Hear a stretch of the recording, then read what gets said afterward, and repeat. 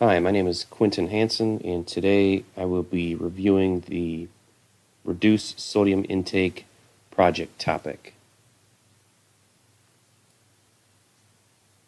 The agenda for today, we will begin with the project charter. I will give a more in-depth project overview. We will walk through the process flowchart. I will discuss the project metrics, and then I will finish up with next steps.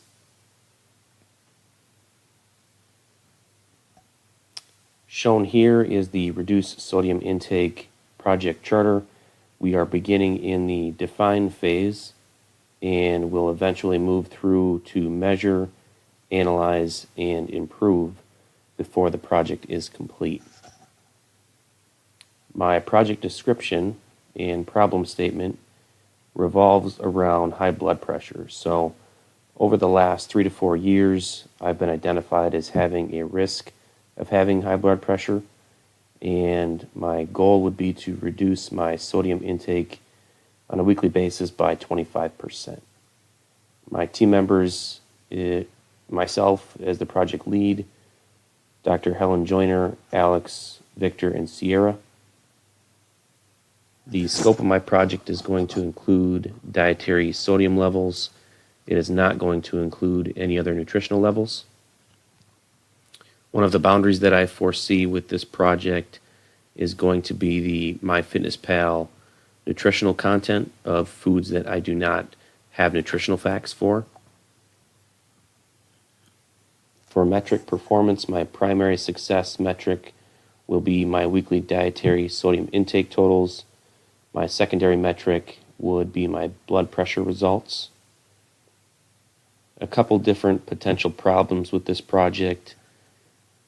One, the dietary sodium levels that I currently have may be too low to reduce by 25%, and the sodium levels for foods without a nutritional label may not be accurate. So I just want to make sure that those two things are called out as we begin the project here.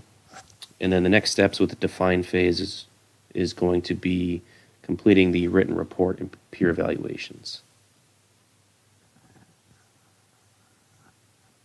So on this project overview slide, I want to give you a little bit more of an in-depth understanding of the problem and the objective.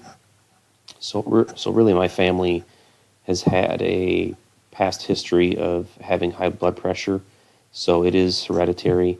Some of them have had to take medication to help alleviate that risk, and really over the last 3 to 4 years, I've been identified as potentially moving into that pre-hypertension category. And one of the ways that my physician has recommended I help with that is to reduce my dietary sodium intake.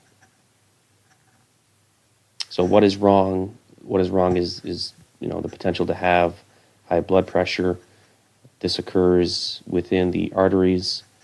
I know it's a problem because of the health risk assessments that I've had over the last 3 to 4 years, and if this problem doesn't go away, then you could be looking at heart disease, stroke, even medication to help treat.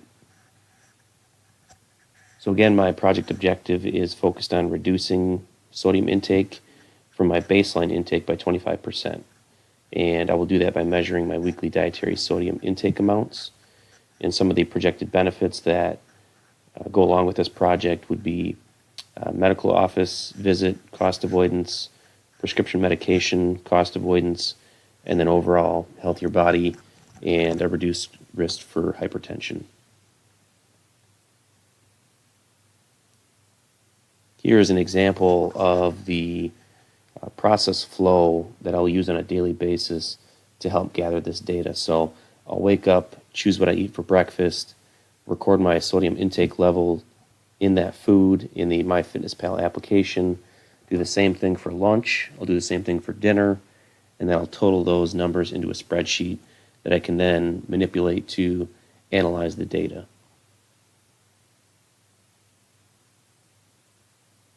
An example of some project metrics. So I am the customer that's going to be impacted by this project. The defect that may be realized if sodium levels aren't put under control is hypertension. The primary metric that I will be measuring is my dietary sodium levels, and the secondary metric for this project would be my blood pressure readings. On the right-hand side of this, you can see an example of what a week-by-week sodium intake graph would look like.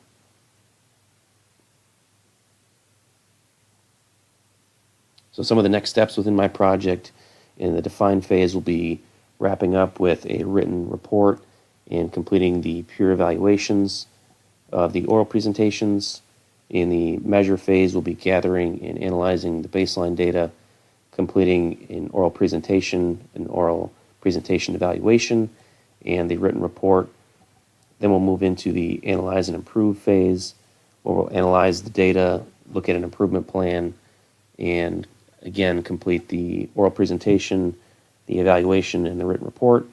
And then we'll finish up with a final oral presentation, the peer evaluation, and the final written report.